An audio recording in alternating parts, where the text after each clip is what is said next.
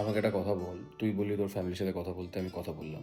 তোর ফ্যামিলি এখন আমাকে সবসময় ফোন করে, আমি তাদের সাথে কথা বলি। সেটাও আমি মানলাম। কিন্তু এই সমস্ত কি কথা? যে বাবা তাড়াতাড়ি বিয়ে করে নাও, মেয়ের বয়স বাড়ছে, তোমারও বয়স বাড়ছে। আমি কখন বিয়ে করবো না করবো সেটা তো পুরোপুরি আমার ডিসিশন। সেখানে তোর মা-বাবা কেন ইন্টারফেয়ার করছে? যা, যা বলেছিস তাই, তাই করেছি। ইভেন যখন বিজি থাকি তখনও তোর মা-বাবা ফোন করে আমাকে ডিস্টার্ব করে। আমি কিছু বলেছি? বলিনি। তো কখন আমার বিয়ে করা উচিত, না করা উচিত, আমার পার্সোনাল লাইফে অত বেশি ঢুকতে বারণ করতো তোর মা-বাবাকে।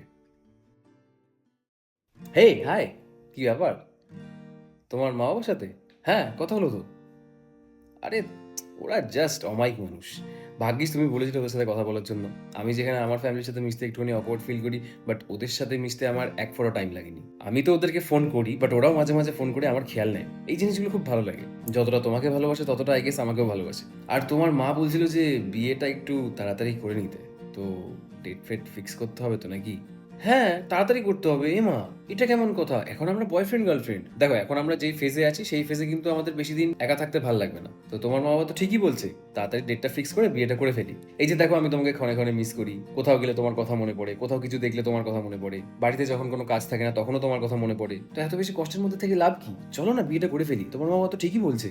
আর থ্যাংক ইউ আমার সাথে তোমার মা-বাবার নাম্বারটা শেয়ার করার জন্য। যদি ওদের সাথে না মিশতাম বুঝতেই পারতাম না ওরা কত ভালো একটা মানুষ।